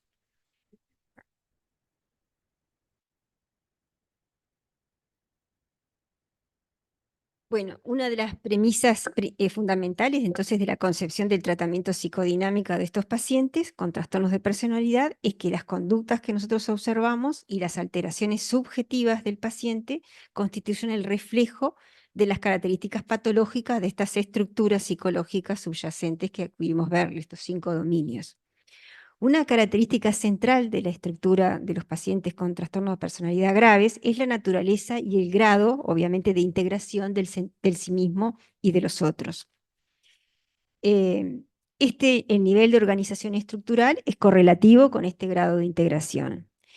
En este modelo, las representaciones internalizadas de las relaciones entre el self y el objeto son llamadas relaciones de objeto diádicas, las díadas. Cada díada está constituida por una particular imagen del self y del otro, a quien llamamos objeto.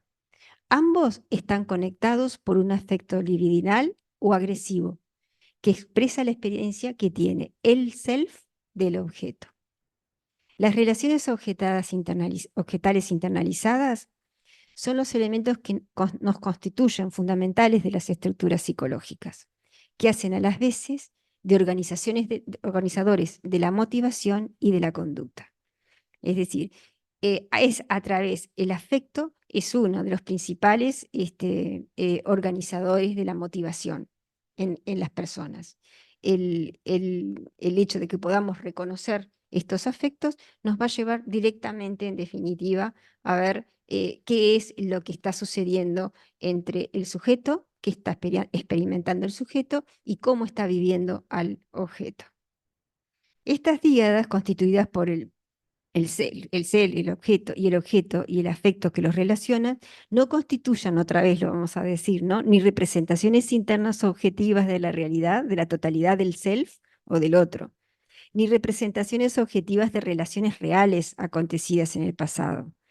Antes bien, constituyen representaciones del self y del objeto tal y como fueron vividas antes e internalizadas en momentos muy específicos del desarrollo temprano del niño, y tal y como en un segundo momento fueron procesadas, ¿no?, por fuerzas internas, como son los afectos tempranos y las fantasías primarias, y después que fueron modulándose hasta volverse relaciones como más complejas, ¿no?, triádicas ya llamaríamos, ¿verdad? Pero bueno, lo primero es esto, porque lo que nosotros vemos en los pacientes con trastornos de personalidad son sobre todo que su psiquismo está formado por díadas. Digamos, las díadas, hay una enorme variedad de díadas, obviamente, que corresponden a nuestras experiencias de vida, pero que hay algunas que son, que llamamos nosotros díadas dominantes, porque de alguna manera organizan mucho la experiencia del paciente. Entonces, vamos a aprender a ver si las podemos objetivar. Entonces, el ejemplo de una díada, por ejemplo, es un self satisfecho, contenido, con el afecto de amor, calidez, con un objetivo nutritivo. O puede haber una experiencia, esta es una experiencia positiva, claramente positiva, ¿verdad? O una experiencia negativa, ¿no? Un ser que se siente abandonado, con un objeto que experimenta como negligente, que está unido al miedo y a la rabia, ¿verdad? En el curso del desarrollo, estas experiencias opuestas de gratificación o de frustración con los otros son internalizadas, y esas díadas subyacen como trazos de memoria. Devienen en los ladrillos que constituyen los edificios de las estructuras psíquicas que influyen en las percepciones individuales del mundo y en particular de las relaciones interpersonales.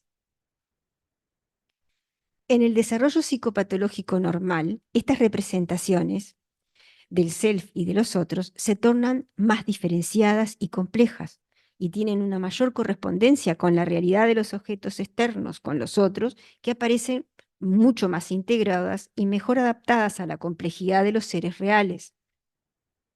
Estas representaciones y sus correspondientes afectos aparecen más maduros e integrados en el sujeto normal, y aumentan la tolerancia a la ambivalencia, a las diferencias y a las contradicciones del self y de los otros.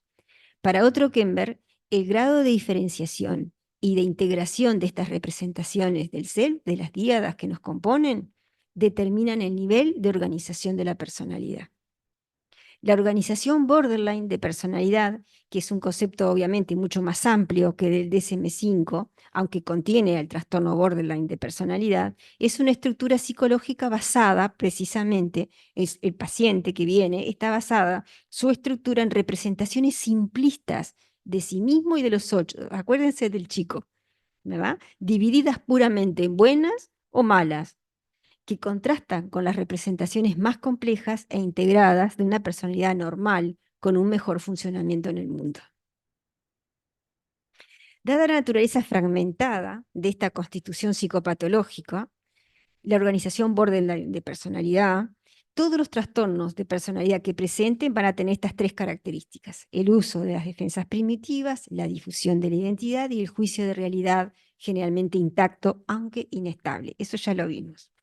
Entonces, esta es la visión dimensional de la organización borderline de personalidad, que incluye las categorías que ya vimos. ¿Se acuerdan en aquella? Ahí está. Para entender ahora cómo la estructura psíquica lleva a los síntomas, tenemos que considerar los mecanismos de defensas presentes. La escisión, la idealización, la devaluación, la negación primitiva, la identificación proyectiva, el control omnipotente. Estos mecanismos de defensa intentan amurallar la expresión de sentimientos, afectos e impulsos que la persona tiene dificultad para tolerar en sí misma. Este amurallamiento, esta defensa, no elimina los sentimientos, pero en cambio le permite al sujeto lidiar con estos sentimientos, aunque sea de una manera que interfiere igual y poco eficaz en su funcionamiento. Como estos sentimientos están como apartados, no integrados en la experiencia consciente del self, la persona con el trastorno no puede tomar decisiones conscientes muchas veces sobre ellos en la acción o en la fantasía. Si esta conciencia consciente de los afectos, sin esto, ¿no? El individuo los actúa, el acting out, los pone en la emoción, en la acción, sin ser plenamente conscientes de esto y los proyecta y los ven los otros. Esto es importante porque tiene esa consecuencia de que nosotros tenemos pacientes que generalmente nos generan sentimientos como muy complicados, generan situaciones complicadas. Y nadie piensa que ellos digamos, puede ser que no sean conscientes en ese momento de la violencia que están expresando. Eso es una cosa que tenemos que tenerla en cuenta, ¿no? Por eso es tan importante esas técnicas que vamos a ver, como realmente de señalar y comprar, ¿no? Como junto al paciente para tratar de entender cuál es la experiencia que está teniendo en ese momento con él. Entonces, la escisión, el split, ¿no? Impide la integración de sentimientos agresivos y libidinales. No es solamente, la escisión no actúa solamente en el objeto, en quien soy yo mismo, ¿no? Mi lado malo, mi lado bueno, o en el objeto, mi lado bueno, mi lado malo, sí, también en los afectos, es amor u odio, ¿verdad? La falta de integración de los sentimientos es lo que explica la inestabilidad de las relaciones interpersonales de la organización borderline, ¿no? Es la presencia de la escisión, ¿no? Y la presencia de esto que nosotros decimos de rotaciones a veces, de roles, ¿verdad? El mundo interno del bebé, esto es una representación, pero bueno, está constituido por muchas díadas, tiene representaciones de ahí de una experiencia, por ejemplo, en la 1, ¿no? De sentirse hambriento y carenciado, entonces siente miedo con un objeto sádico, insensible. Esa es una experiencia que se tiene cuando está hambriento y carenciado un bebé. Y puede quedar como un sello, a pesar de ser una mamá muy cálida en otras cosas, ¿verdad? Puede haber un self. Otra experiencia, son muchas las experiencias que el niño va acumulando y que las va como después integrando y modulando. El self hambriento, carenciado, con un objeto solícito, proveedor y con amor. Bueno, es una experiencia, ¿verdad? Opuesta, ¿verdad? Amorosa. O también puede haber, por ejemplo, como en los pacientes narcisistas, un self poderoso, controlador, con un objeto débil a la manera de un esclavo y la rabia en el medio. Todos estos sentimientos son sentimientos que después, si nosotros nos acostumbramos y lo vamos pensando antes de estar incluso en contacto con el paciente, y nos están diciendo, doctora, venga, porque ahí está el lío, porque está el paciente tal y tal cosa, bueno, uno ya se va diciendo, bueno, esto será un trastorno, puede ser que sí, que no, ¿y por qué fue esto? Ah, estaba a punto de darse de alta, no quiere que le den del alta.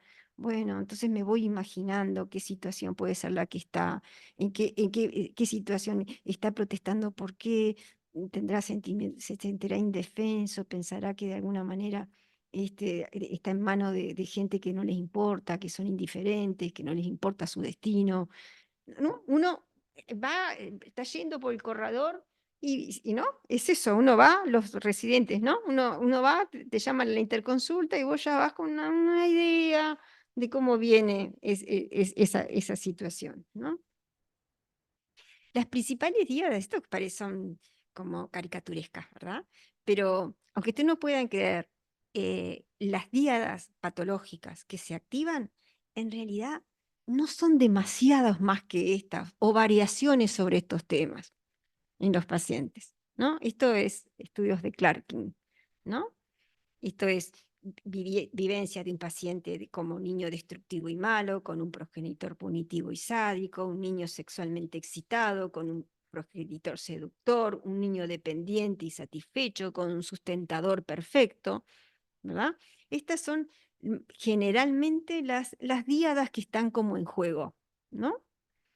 No son demasiadas más, cada una obviamente está individualizada, ¿no? Ahora vamos a empezar con las viñetas, ¿está? En esta viñeta tenemos a un paciente con un trastorno paranoide con conductas antisociales que insiste en un contacto telefónico para agendar una hora para evaluación de un posible tratamiento, con que la terapeuta le había prometido en su primer llamado telefónico que iba a tratarlo antes de acordar con él su diagnóstico y de establecer las condiciones para el mismo. Es evidente que el paciente se equivocó, que eso es una idea de él, ¿no? Que antes que uno lo vea, ¿no? Es imposible hacer eso, ¿no? Bueno, cuando el terapeuta le explica que con mucho gusto lo trataría, pero que solo sería posible si previamente tenían la oportunidad de conocerse y de evaluar la posibilidad de tratamiento, el paciente se vuelve rabioso, la acusa de ser deshonesta y que el problema era que quería deshacerse de él y dijo que se estaba cuestionando si iba a poder trabajar con una terapeuta en la cual no podía confiar. Bueno, entonces acá decimos, bueno, la relación de objeto, ¿cómo sería? Un terapeuta indigno de confianza, deshonesto, destratador, un objeto, y un paciente que se siente maltratado, desconfiado, asociados a afectos de suspicacia y rabia. Hay algunas cositas acá que nos dicen, con conductas antisociales. Bien que es lo primero que proyecta él, ¿no? Usted es un deshonesto, ¿no? Esa acusación de usted es un deshonesto, ¿no? Como que hay que digerirla, pero es probable que encontremos rastros de deshonestidad a veces, a veces, no siempre, en las personas. O por ejemplo, ese era de un nivel bajo de funcionamiento, ¿no? Pero una organización de borderline de personalidad con un funcionamiento intermedio. Esta es una paciente media complicada que evitaba todo contacto visual con el terapeuta, que era hombre, ¿no? Esta situación estuvo presente desde la primera consulta y persistió durante muchos meses. Tenía como en su historia que era que cuando era niña la paciente había sido víctima de abuso sexual por parte del abuelo. Y lo que emergió en el tiempo, en las semanas, en los meses con el terapeuta, fue que la paciente no miraba al terapeuta porque en realidad ella tenía la convicción tenía la convicción de que si ella miraba al terapeuta, él se vería desbordado por una excitación sexual y que no iba a ser capaz de controlarse. Eso era lo que ella pensaba. Con el tiempo se fue aclarando esa situación, ella se fue animando a decir lo que ella veía y sentía en ese momento. Desde la perspectiva del paciente, esto sería el resultado inevitable, ¿no? La excitación sexual terrible del tipo, si ella sostenía la mirada de él. Era una experiencia que la dejaría a ella dice, experimentando mucho miedo y al mismo tiempo mucho poder. Entonces, si ustedes lo piensan, es una reversión de rol de lo que ella vivió, ¿verdad? Frente a un abuelo poderoso, vivido como poderoso, con muchas, ¿no? Como exaltado sexualmente, frente a una niña también un poco excitada, pero preocupada, que no, de alguna manera, ¿no? Esto es una díada que de alguna manera nos puede conducir, de alguna manera, a entender algo de lo que está pasando. Y también algo de que, como es el tratamiento de los pacientes que tienen que tienen trastornos por estrés postraumático o trastornos o por abuso. En realidad no difiere técnicamente mucho, ¿verdad? De otro, como a diferencia, por ejemplo, de otro tipo de técnicas, ¿no? En realidad se expresa lo que el paciente abusado de alguna manera se trata de ver en sus relaciones interpersonales los vestigios de ese abuso, sin traer la escena permanentemente, porque eso muchas veces retraumatiza, ¿no? Bueno, entonces aquí la relación de objeto, ¿no? Es un terapeuta impulsivo, ella vive como ella vive el objeto siempre, ¿no? Impulsivo, sexualmente excitado y preocupado, con una paciente muy controlante, extremadamente poderosa y también sexualmente excitada, asociadas con miedo intenso y excitación sexual. Eso era lo que hacía, ¿no? Esa transferencia también un poco sexualizada, también hacía como difícil el contacto, ¿no? con la paciente. Un paciente con alto funcionamiento, borderline, pero de nivel alto. Era una paciente con un trastorno histriónico que estaba ansiosa, con un terapeuta idealizado, como pasa bien, ¿no? Con ganas de agradar. Las sesiones transcurrían suavemente y el terapeuta creía que construían una sólida alianza de trabajo con la paciente, focalizándose primero en conflictos con el matrimonio, que después reportó que habían mejorado mucho desde que estaba en tratamiento. A los 6 meses, lo que pasa siempre con un paciente que nos idealizan, a los 6 meses, la paciente es así. Ahí viene la debacle. La paciente llamó al terapeuta para cancelar la sesión a último momento porque tenía que llevar a su hijo menor al pediatra. La paciente le pidió para reagendar y el terapeuta le explicó que no tenía horas libres disponibles esa semana. La llamada pasó como común y corriente para el terapeuta. Cuando la paciente llega a la próxima sesión, sin embargo, se muestra fría, hostil, con un cambio dramático en su forma de presentación habitual, ¿no? Lo acusó de no confiar en ella y que había tomado la decisión de castigarla al reagendarla, porque el terapeuta había asumido que la paciente estaba manipulándolo y que había mentido al decir que su hijo estaba enfermo.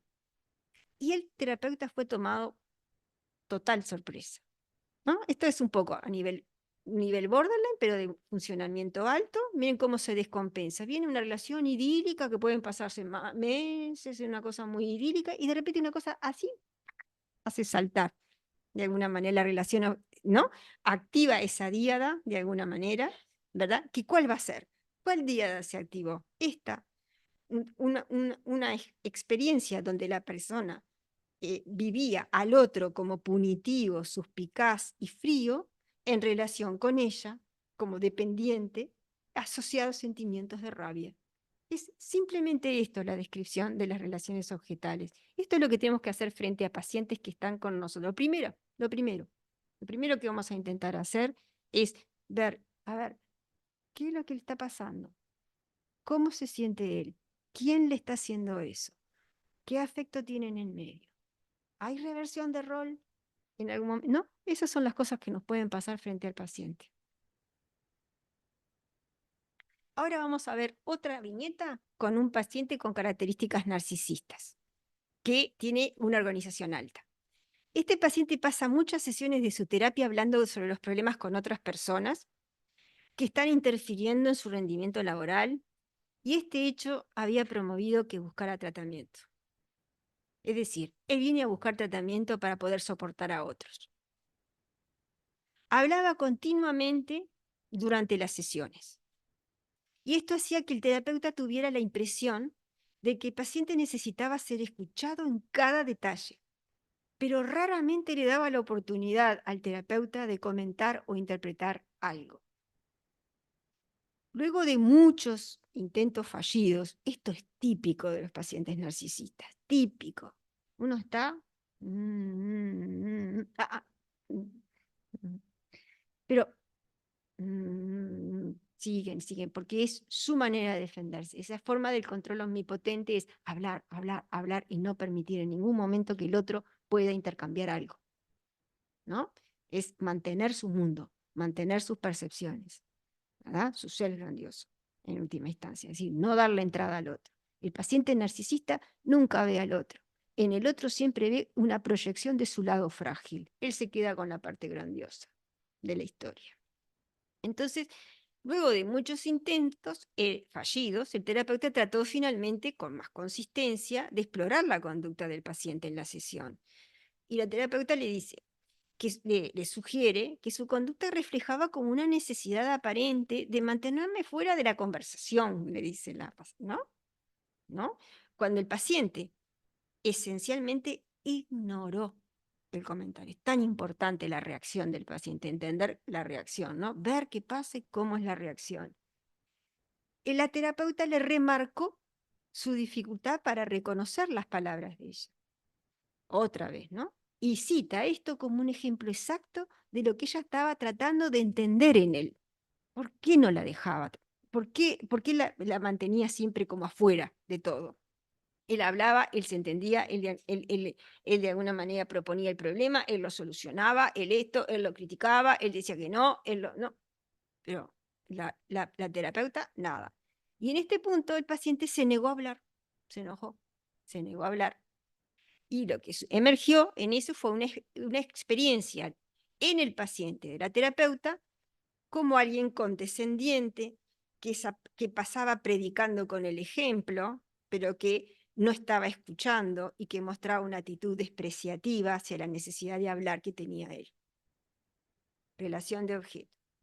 Un terapeuta grandioso, condescendiente, que no escucha, ¿verdad? Es la visión, la vivencia del paciente, de ese objeto, en relación con un paciente que se siente despreciado e ignorado, asociado a sentimientos de humillación, envidia y rabia.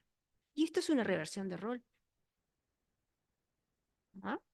Claramente, él deposita en el otro, en definitiva, ¿no? Cuando es como confrontado, la realidad viene y lo toca, ¿no? Entonces, en ese momento, rápidamente, él pasa a ser el objeto, en definitiva, frágil, ¿no? Se siente humillado, y el otro es el grandioso, el condescendiente, que no, que el sol.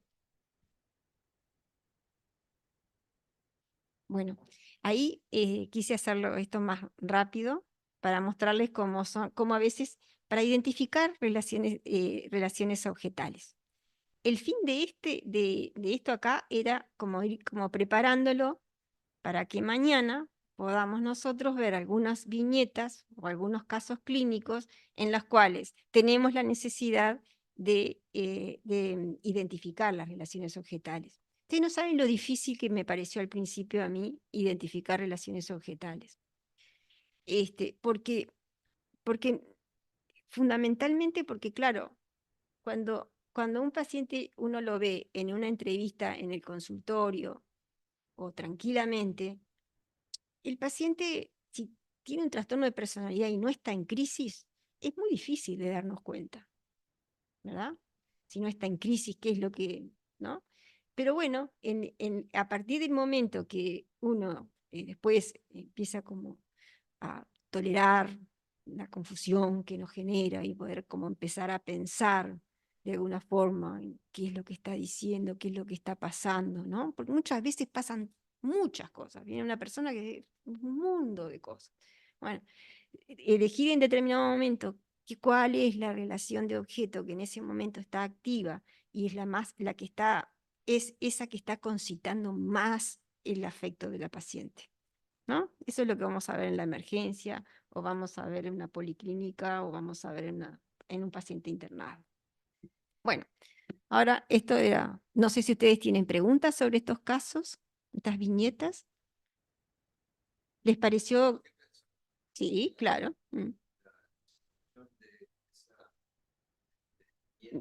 Sí, sí, sí. Qué poderoso se siente que seducir a ese abuelo, que con la mirada ya Porque en realidad, exacto, claro, porque ahí ella está posicionada como quien era el objeto para ella. Su abuelo. Ella se posiciona en el lugar del abuelo, donde ella es sexualmente poderosa y con solo mirarlo, de alguna manera va a lograr que él ¿no? Ante un hombre como preocupado, pero sexualmente excitado, ella de alguna manera se sentía fuerte y poderosa. Así sentía ella a su abuelo, ¿no? Y eso es la reversión del rol. Por eso es importante la neutralidad. Si usted dice, pero qué abuelo, hijo de la madre. Ojo, porque ella, si hay una diada traumática, en este caso, intensa, primitiva, poco elaborada, porque evidentemente las situaciones son poco elaboradas, rápidamente ella va en algún momento a ser la abusadora, ¿no? De víctima a víctima. Exacto, claro, claro, claro, claro. Ahora, de todas formas, lo que sí parece es como que este terapeuta en realidad no se sentía para nada sexualmente excitado, ¿no? Más bien sentía como una incomodidad con esta paciente porque no la miraba a los ojos, ¿no? Como siempre estaba evitando el contacto, ¿no? Entonces, ¿qué es lo que le está pasando? ¿Por qué no me puede mirar a los ojos? ¿Qué? ¿Me está mintiendo? ¿Está inventando? ¿Le está pasando algo que no quiere decirme? ¿No? Nos pareció una estructura límite media, analizando más en el nivel de funcionamiento, sobre todo por la identidad, la integración de la identidad, la batería antisocial y las relaciones objetales. Si bien en la primera oración la descripción parece una presentación histriónica, en realidad el funcionamiento es más bajo que eso.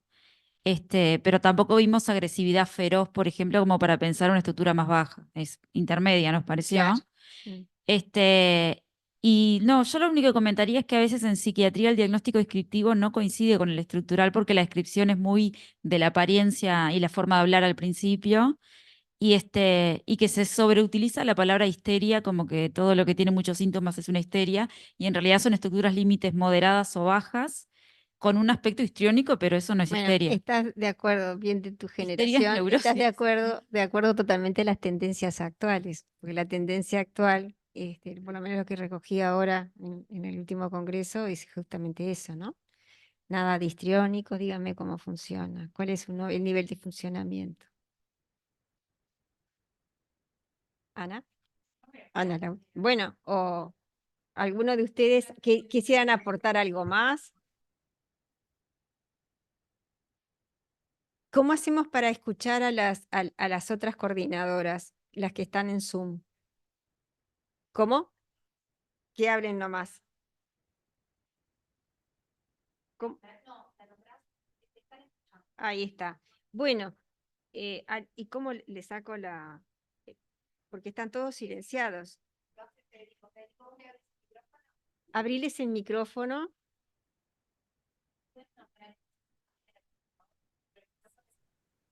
Ahí está. Entonces, Norma, Mari, Rosario, los grupos de ustedes. Bueno, no sé si los participantes quisieran como aportar algo, decir qué cosas pudieron ver de esta paciente, si hubo dificultades, qué cosas les resultó más llamativas. Los del grupo de Elena, porque no pasa nada. Elena también, ahí No, está, para habilitar a los participantes, nada más. ahí está, claro. Sí, yo tengo la tecla apretada, la de espaciar, porque si no, no me deja abrir el micrófono. No sé, así que creo que nadie más, si no hacemos eso, no podemos hablar. No, yo lo tengo. ¿Sí? Sí, no tengo problema. No sé. Bueno, Bueno, ahora sí. en el grupo de Elena, ¿quiénes estaban? ¿Qué discutieron en el grupo de Elena? ¿Les llamó la atención? ¿Qué cosas vieron sobre esta paciente, Eloísa?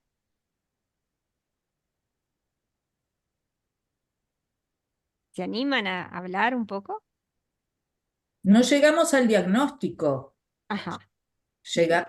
pero estuvimos ahí, sí, Sí, estuvimos. sí, seguramente porque discutieron más profundamente todas las, ¿no? Sí, Examen, ahí está, ¿no? Ahí está, sí.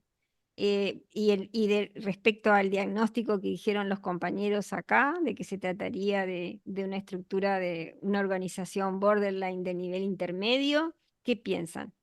¿Más o menos coincide con lo que ustedes vieron? Sí, me dice Silvana que sí. Ahí está. Bien.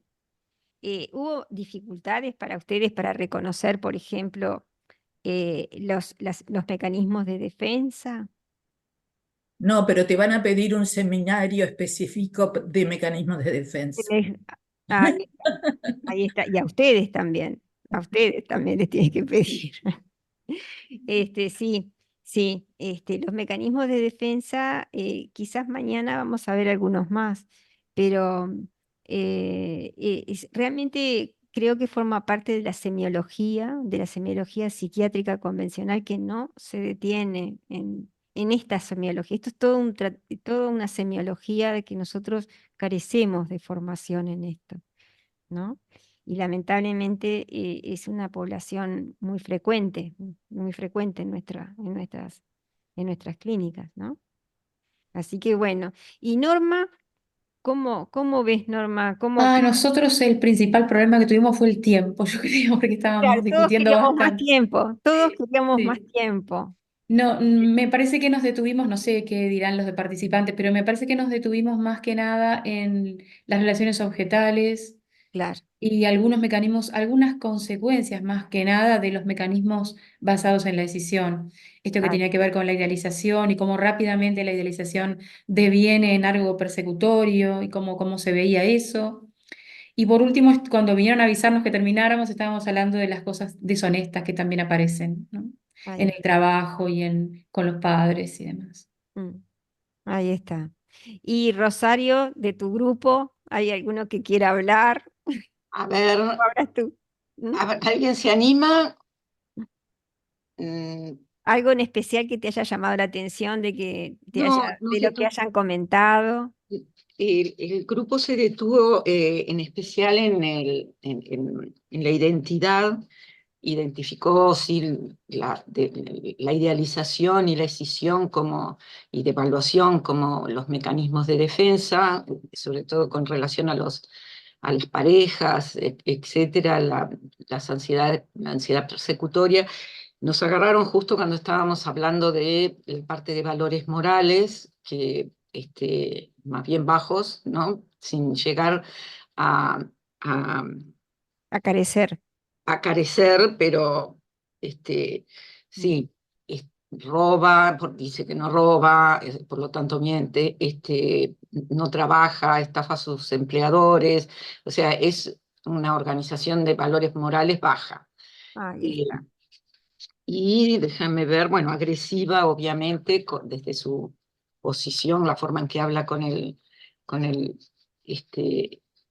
terapeuta, y cómo de alguna manera se maneja con tratar de dominarlo mediante esas amenazas. No hay una posición como, no, Ahí no está. se definió así, pero de superior-inferior, y luego hay una reversión de rol cuando ella es la agredida porque la denuncian, etcétera, ¿no? Exacto. Así que bueno, también, bueno, y el grupo de Y no Mari llegamos al diagnóstico, no llegaron tampoco. Mm, a enunciarlo. ahí está. Bien. Yo estuve en el grupo con Rosario porque quedamos juntas en el Quedaron grupo. juntas.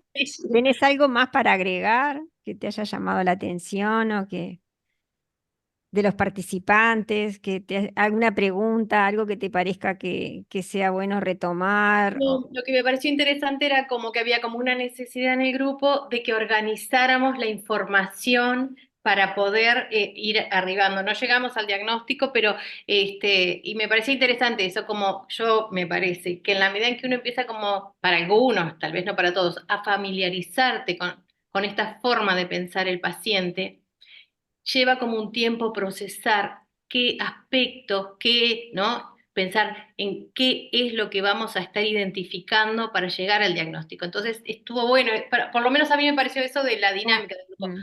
Cada tanto era, bueno, entonces, ¿qué estamos viendo de cada y cuáles son cada una como de las áreas? Me pareció eso como Sabés que esto que estás diciendo es re importante y sabés que me parece que no insistí en el radios, ¿no? No, Que hay una mnemotecnia para no olvidarnos nunca de esto, ¿no? Radios, ¿no?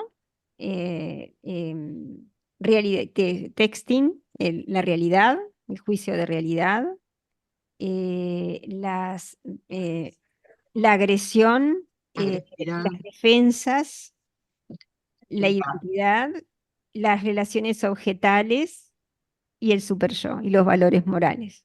Ahí está, radios. Capaz No, que yo lo de esa traje- manera ustedes se pueden, pero generalmente yo lo que hago en las historias muchas veces es eso, ¿no? Antes de ver al paciente, antes de estar escuchando, pongo radios y ahí voy poniendo, ¿no? Lo que me parece que va haciendo. Y eso me parece que organiza mucho más. Tenés razón, Mari. Me No, parece. lo trajiste yo, pero yo creo que es familiarizándonos con esta forma de Claro. entender el Es diagnóstico. familiarizarse con eso, ¿no? Ahí está, como que hay otras maneras de saber si el paciente es grave o no es grave, ¿no? Más que con su conducta, ¿no? Que a veces un paciente que tiene una conducta grave, de un intento de autoeliminación grave, puede tener mejor pronóstico que otro que nunca ha hecho absolutamente nada, pero que, ¿no?